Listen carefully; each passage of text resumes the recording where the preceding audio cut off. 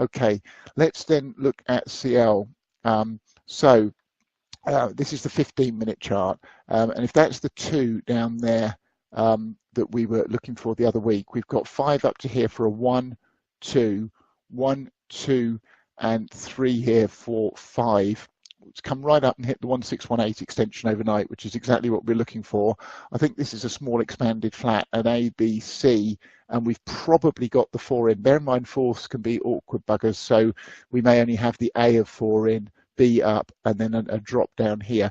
But look for the support at the fibs inside the target box, so 69.40 and 69.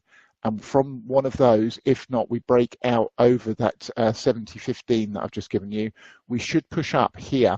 Now the 238.2, so with CL for a 5-wave structure, I ideally look for the 238.2 or the 2786.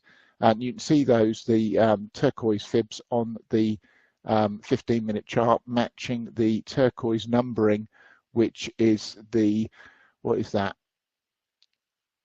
Minuscule degree fractal.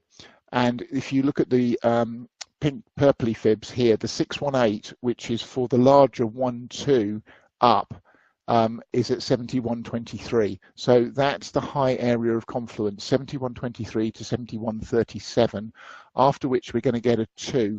So again, that gives you your roadmap. We're looking up into this region, then down to, and typically with CL, the 764 retrace of the entire move up, and then that gives you a swing long entry for a move to at least 78, and I would think into the mid to high 80s in actual fact. So a pretty attractive swing setup that seems to be building up here in CL. Again, coming across to the day trading chart this morning, it's the upper blue line that we're watching this morning to see if it can break out. If we break below the lower blue line, then I'm expecting it to come down beneath it and then back up through it. So if we do that, I'd let it settle, come back up through the blue line, then take the long position. If we break out above the top blue line, same trade entry as yesterday, buy the breakout, keep a ticket open, ready to jump out. If it goes against you, don't give it more than 10 or 15 pips max in CL, 20 if you're feeling generous, but that's absolutely the most of it that I ever give CL when day trading it. Okay, let's come across and look at natural gas next. So this is the 15-minute chart. Bear in mind we're looking at this diagonal pattern, so I'm looking for the top of this 4. So I've got an A to here off the 3, B, and this is the C wave up. Now, at last night's high initially, we hit the 50% retrace at 28.40, but this doesn't count complete. So if you look at, again, the turquoise fibs for the minuscule degree, I've got a 1, 2, that 3 popped its head above the 50% retrace and actually hit the 1618 of this subwave. Clear ABC right into the 1.0 extension, so totally picture perfect. Now we've pushed up and hit the 1.0 where the A wave is equal in length to the C wave. I am expecting it to push a little higher and hit the 2862 area.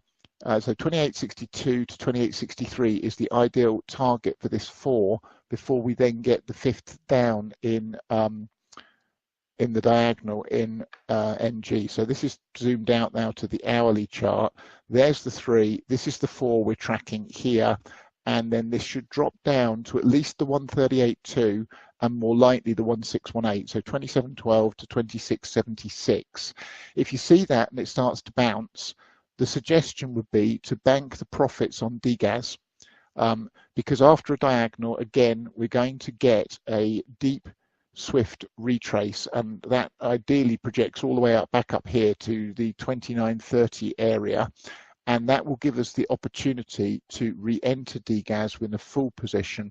I'm also going to be looking for a futures position up there. Don't expect all of that to play out today necessarily, but that's the entry. So you can look for a day trade short down to 2712 to 2676.